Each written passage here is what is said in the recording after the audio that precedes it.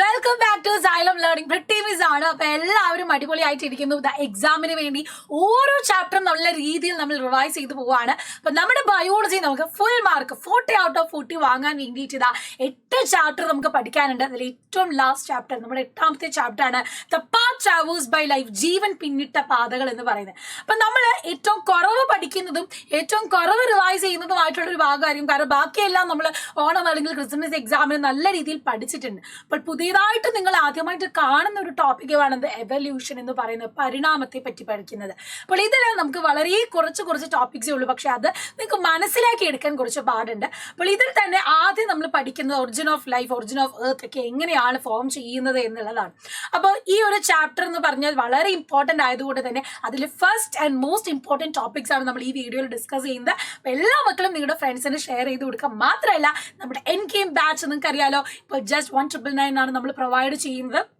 Join ചെയ്യാത്ത മക്കളുണ്ടെങ്കിൽ എത്രയും പെട്ടെന്ന് ജോയിൻ ചെയ്യുക. എല്ലാ ചാപ്റ്ററിൻ്റെയും ക്രിസ്പ് ആൻഡ് ഷാർപ്പ് ആയിട്ടുള്ള റിവിഷനും കൂടാതെ ക്വസ്റ്റ്യൻ ആൻസർ സീരീസുകളൊക്കെ നമ്മൾ പ്രൊവൈഡ് ചെയ്യുന്നുണ്ട്. അപ്പോൾ അത് മിസ് ഔട്ട് ആവാതിരിക്കണമെങ്കിൽ വേഗം തന്നെ ബാച്ചിലേക്ക് വരാം. സോ നമുക്ക് ആദ്യം തന്നെ പഠിക്കാനുള്ളത് എങ്ങനെയൊക്കെയാണ് ഒറിജിൻ ഓഫ് ലൈഫ് നമ്മുടെ എർത്തിൽ ഉണ്ടായത്, ഭൂമിയിൽ എങ്ങനെ ജീവൻ ഉണ്ടായി എന്നതിനെ തെളിയിക്കുന്ന 2 തിയറീസ് ആണ് നമ്മൾ ആദ്യം തന്നെ പഠിക്കുന്നത്. അപ്പം നിങ്ങൾ ഈ ഒരു ചാപ്റ്ററിൽ ആദ്യം പഠിക്കേണ്ട 2 തിയറീസ്, ഒന്നാമത്തേത് കെമിക്കൽ എവല്യൂഷൻ തിയറി, രണ്ടാമത്തേത് പാൻസ്പെർമിയ ഹൈപ്പോതെസിസ് ആണ്. ആദ്യം നമ്മൾ കാണുന്നത് പാൻസ്പെർമിയ ആണ്. അതായത് അതൊരു ഹൈപ്പോതെസിസ് ആണ്. ഒരു നമ്മൾ എന്താ പറയുക, ഹൈപ്പോതെസിസ് എന്ന് പറഞ്ഞാൽ അത് ഉറപ്പാണ്, നമുക്ക് വ്യക്തമായ തെളിവുകളില്ല, പക്ഷെ നമ്മളൊരു ഹൈപ്പോതെസിസ് കണ്ടെത്തി വെച്ചിരിക്കുന്നതാണ് പാൻസ്പെർമിയ തിയറി എന്ന് പറയുന്നത്. അതുപോലെ തന്നെ നമ്മൾ പഠിക്കുന്ന ഒന്നാമത്തേതാണ് കെമിക്കൽ എവല്യൂഷൻ തിയറി എന്ന് പറയുന്നത്, രാസപരിണാമ സിദ്ധാന്തം എന്ന് പറയുന്നത്. അപ്പൊ ഈ 2 കോൺസെപ്റ്റുകൾ വളരെ വ്യക്തമായിട്ട് പഠിക്കണം. എന്താണ് പാൻസ്പെർമിയ തിയറി? ഇവിടെ പറയുന്നത് എന്താ വെച്ചാൽ നമ്മുടെ ഭൂമിയിലേക്ക് മറ്റ് വേറെ ഏതൊക്കെയോ ഗ്രഹങ്ങളിൽ ജീവൻ ഉണ്ടായിരുന്നെന്നും ആ ജീവനുള്ള ഗ്രഹങ്ങളിൽ നിന്ന് ഉൽക്കകൾ അല്ലെങ്കിൽ എന്താണ് നമ്മുടെ ഭൂമിയിലേക്ക് ഉൽക്കകൾ പതിക്കുന്നത് വഴിയാണ് നമ്മുടെ ഭൂമിയിൽ ജീവൻ ഉണ്ടായത് എന്നൊക്കെയാണ്. അല്ലെങ്കിൽ വേറൊരു ഗ്രഹത്തിൽ നിന്ന് ജീവനുള്ള വസ്തു നമ്മുടെ ഭൂമിയിൽ എത്തിയതിൽ കൊണ്ടാണ് നമ്മുടെ ഭൂമിയിൽ ജീവൻ ഉണ്ടായത് എന്നത് പറയുന്നതാണ് നമ്മുടെ പാൻസ്പെർമിയ തിയറി അല്ലെങ്കിൽ പാൻസ്പെർമിയ സിദ്ധാന്തം എന്ന് പറയുന്നത്. So panspermia argues that life originated in some other planet in the universe and accidentally reach the earth. അപ്പം organic substance obtained from materials that fell on the earth support this. ഇപ്പൊ പ്രപഞ്ചത്തിലെ ഇതര ഗോളങ്ങളിൽ എവിടെയോ മറ്റേതോ ഗോളങ്ങളിൽ ജീവൻ ഉണ്ടായിരുന്നതും ആ ജീവൻ എങ്ങനെയൊക്കെയോ അവിടെ നിന്ന് ഉത്ഭവിച്ച് പക്ഷെ ആകസ്മികമായി നമ്മുടെ ഭൂമിയിൽ എത്തിച്ചേർന്നതുമാണ്. അത് തെളിയിക്കാൻ നമുക്ക് ഉൽക്കകളാണ്. അതായത് നമ്മുടെ ഭൂമിയിൽ ഇതിന് മുന്നേ പതിച്ചിട്ടുള്ള ഉൽക്കകളിൽ ചെറിയ ജൈവ വസ്തുക്കളുടെ സാന്നിധ്യം കണ്ടെത്തി.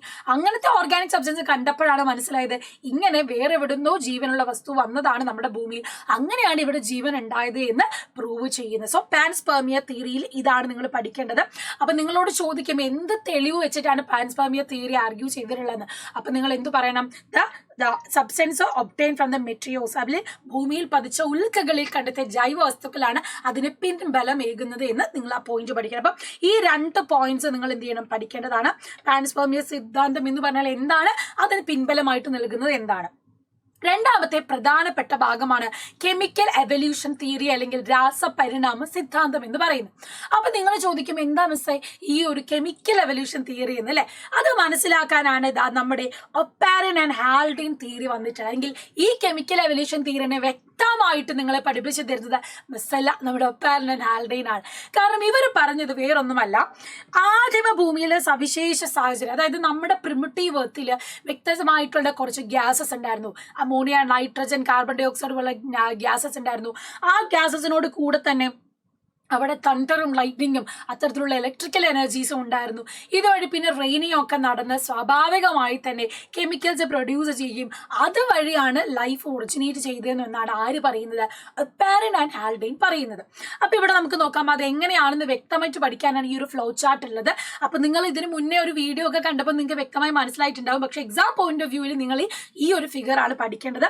പ്രിമിറ്റീവ് എർത്തിലെ അറ്റ്മോസ്ഫിയർ എങ്ങനെയായിരുന്നു എന്ന് ചോദിച്ചാൽ ഈ പോയിന്റ് ആണ് പഠിച്ചു വെക്കുന്നത്. അവിടെ ഗ്യാസസ് ഏതൊക്കെ ഉണ്ടായിരുന്നു? Hydrogen, nitrogen, carbon dioxide, methane, water vapour, hydrogen sulphide.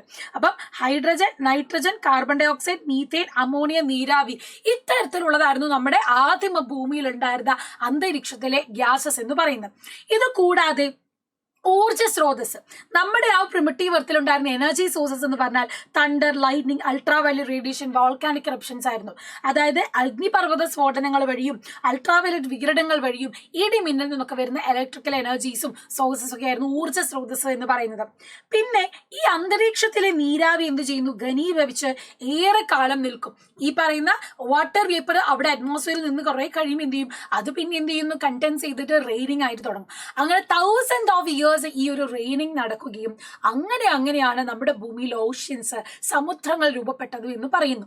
സമുദ്രം രൂപപ്പെട്ട് കഴിഞ്ഞപ്പോൾ അവിടെ ചെറിയ സിമ്പിൾ ഇൻഓർഗാനിക് ആയിട്ടുള്ള അല്ലെങ്കിൽ ഈ പറയുന്ന ഇൻഓർഗാനിക് സബ്സ്റ്റൻസ് എന്ന സിമ്പിൾ ആയിട്ടുള്ള ഓർഗാനിക് മോളിക്യൂളുകൾ, ലഘു ജൈവ കണികകൾ ഉണ്ടാവാൻ തുടങ്ങി. അപ്പം ഈ ഓഷ്യൻസിൽ ഈ പറയുന്ന ഗ്യാസസും ഈ പറയുന്ന ലൈറ്റ് എനർജി, അൾട്രാവയലറ്റ് എല്ലാം കൂടെ മിക്സ് ചെയ്തിട്ടാണ് എന്തുണ്ടാവുന്നത്? ഈ നമ്മൾ പറയുന്ന അമിനോ ആസിഡുകൾ, മോണോസാക്കറൈഡുകൾ, നൈട്രജൻ ബേസുകളും അതുപോലെ ഫാറ്റി ആസിഡുകളൊക്കെ രൂപപ്പെട്ടത്. അതുങ്ങൾ പിന്നെ എന്ത് ചെയ്യും? ഇത് നമുക്കറിയാം, ആറ്റംസ് ഒക്കെ ചേർന്ന് കമ്പൈൻ ചെയ്യും വെറുതെ നിന്നാൽ തന്നെ. അപ്പൊ അങ്ങനെ കമ്പൈൻ ചെയ്ത് മോളിക്കുലാർ സ്റ്റേറ്റിലേക്ക് വരും. അതാണ് അമിനോ ആസിഡുകൾ ചേർന്ന് പ്രോട്ടീൻ ആവുന്നതും, നൈട്രജൻ ബേസുകളൊക്കെ ചേർന്ന് ന്യൂക്ലിക് ആസിഡുകൾ ആവുന്നതും, മോണോസാക്രൈഡുകളൊക്കെ ചേർന്ന് പോളിസാക്രൈഡ് ആവുകയും ഫാറ്റി ആസിഡ് പോലത്തെയും ലിപ്പിഡുകളൊക്കെ ചേർന്ന് കൊഴുപ്പുകളൊക്കെ ഉണ്ടാവുന്നത് നമ്മൾ കാണുന്നത്.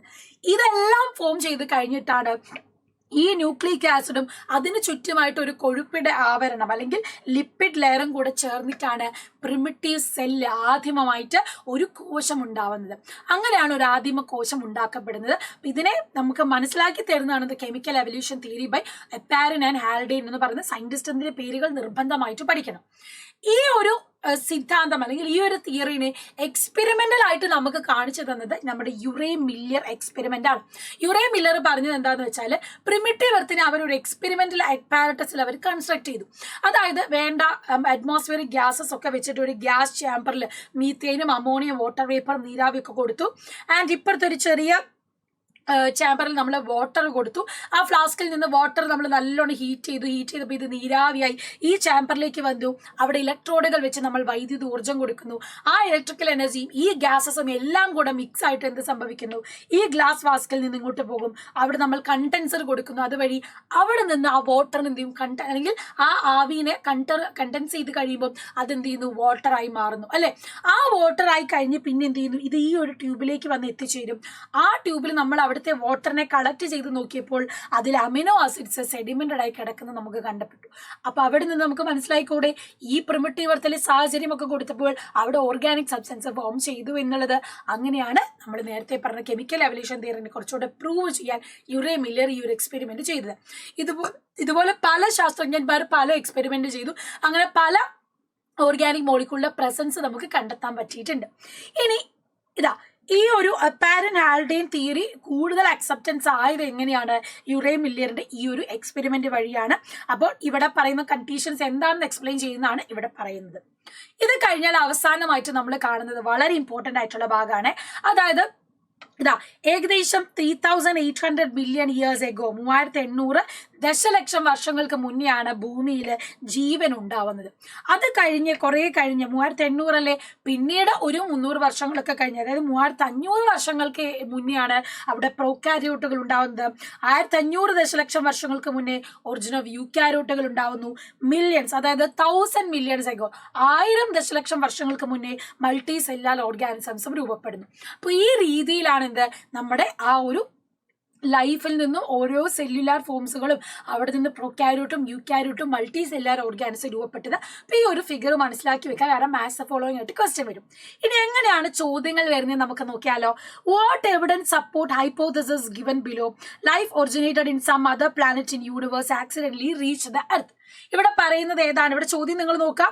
ചുവടെ നൽകിയ പരികല്പനയ്ക്ക് തെളിവാകുന്ന, അല്ലെങ്കിൽ ചുവടെ നൽകിയ പരികല്പനയ്ക്ക് തെളിവ് എന്താണെന്നാണ് ചോദ്യം. അപ്പൊ പ്രപഞ്ചത്തിലെ ഏതോ ഗോളങ്ങളിൽ നിന്നും ജീവൻ ഉത്ഭവിച്ച് അത് നമ്മുടെ ഭൂമിയിൽ എത്തിയതാണ് എന്ന് പറയുന്ന തിയറി പാൻസ്പെർമിയാണ്. അതിനുള്ള തെളിവ് ഏതാണ്? അത് ഉൽക്കകൾ അല്ലെ. ഓർഗാനിക് സബ്സ്റ്റൻസ് ഫൗണ്ട് ഇൻ മീറ്റിയോർസ് ആണ്. ഉൽക്കാവിശിഷ്ടങ്ങളിൽ കണ്ടെത്തിയ ജൈവ വസ്തുക്കളെയാണ് എന്ത് മെട്രിയോസ് പറയുന്നത്. ഉൽക്കകളാണ് ഇവിടുത്തെ തെളിവെന്ന് പറയുന്നത്. അടുത്ത ചോദ്യം നോക്കാം. Complete the following statement. The dash argues that life originated in some other planet in universe accidentally reached the earth.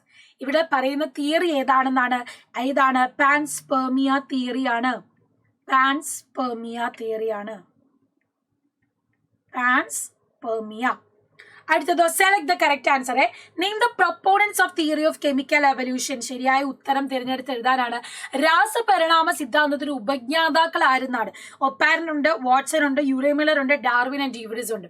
അപ്പൊ നിങ്ങൾ ആലോചിക്കണം, കെമിക്കൽ എവല്യൂഷൻ തിയറി രാസപരിണാമ സിദ്ധാന്തം മുന്നോട്ട് കൊണ്ടുവന്നത് ആരാണ്? അത് ഒപ്പാരൻ ആൻഡ് ആൽഡെയ്ൻ ആണ്. അതിന്റെ എക്സ്പെരിമെന്റിലാണ് മുന്നോട്ട് കൊണ്ടുവന്നത് ആര്? Yuri and Miller. അത് രണ്ടും മാറിപ്പോവാതെ നിങ്ങൾ ആൻസർ ചെയ്യാം. Then, how was the atmosphere of primitive earth as per chemical evolution?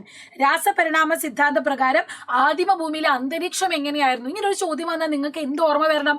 Primitive gases ഏതൊക്കെയായിരുന്നു എന്ന് ഓർമ്മ വരണം അല്ലെ? അപ്പൊ നമ്മുടെ like hydrogen, nitrogen, carbon dioxide, methane, ammonia, water vapour. അപ്പം ഈ മീഥേനും അമോണിയം, നീരാവിയും ഒക്കെ ആയിരുന്നു നമ്മുടെ പ്രിമിറ്റീവ് എർത്തിൽ ഉണ്ടായിരുന്ന അറ്റ്മോസ്ഫിയറിലെ ഗ്യാസസ് എന്ന് പറയുന്നത്. അപ്പം അത് വ്യക്തമായിട്ട് എന്ത് ചെയ്യണം? എക്സ്പ്ലെയിൻ ചെയ്യണം. Then complete the geological time scale. കണ്ടോ, മിസ് നേരത്തെ പറഞ്ഞില്ലേ മാസീവ് ഫോളോയിങ് ആയിട്ട് ചോദ്യം വരുമെന്ന്. നമുക്ക് 3800 മില്യൺ ഇയേഴ്സ് എഗോ ആണ് ഒറിജിൻ ഓഫ് ലൈഫ് നടന്നത്, ഭൂമിയിൽ ജീവന്റെ ഉൽപ്പത്തി നടന്നത്. അങ്ങനെയാണെങ്കിൽ ഇത് നോക്ക്, എയും ബിയും തന്നിട്ടുണ്ട്. ഈ 3800 കഴിഞ്ഞ് 3500 വർഷങ്ങൾക്ക് ശേഷം എന്തുണ്ടായി? അവിടെ ഒരു സെൽ ഉണ്ടാവുന്നു അല്ലെ? ഒരു സെൽ ഉണ്ടായി കഴിഞ്ഞ് പിന്നെ ഒറിജിൻ ഓഫ് പ്രോക്യാരിയോട്സ് ഉണ്ടാവുന്നു 3500 വർഷങ്ങൾക്ക് മുന്നേ. അപ്പം 3000 മില്യൺ ഇയേഴ്സ് എഗോ ആണ് എന്തുണ്ടാവുന്നത്? പ്രോക്യാരിയോട്ടുകൾ ഉണ്ടാവുന്നത്. 1500 മില്യൺ എഗോ എന്തുണ്ടായി? യൂക്യാരിയോട്ടുകൾ ഉത്ഭവിച്ചു. അത് കഴിഞ്ഞ് ഒറിജിനൽ മൾട്ടി സെല്ലുലാർ എപ്പോഴാണ്? 1000 മില്യൺ ഇയേഴ്സ് എഗോ ആണ്. 1000 ദശലക്ഷം വർഷങ്ങൾക്ക് മുന്നെയാണ്. അപ്പം ഇങ്ങനെയും മാത്സ് ഫോളോയിങ് വരും. ആ ഒരു ഫിഗർ നിങ്ങൾ വിട്ടു പോകരുത്, ഇമ്പോർട്ടന്റ് ആണ്. അപ്പൊ ക്വസ്റ്റ്യൻസ് വരുന്ന ഏരിയൊക്കെ മനസ്സിലായല്ലോ. ഇതിന്റെ സെക്കൻഡ് പാർട്ടുമായിട്ട് മിസ് വീണ്ടും വരുന്നതാണ്. നമുക്ക് അവിടെ എല്ലാ തരത്തിലുള്ള എവല്യൂഷൻ തിയറീസ് ഒക്കെ പഠിക്കാനുണ്ട്. So wait and see. അപ്പൊ ബൈ.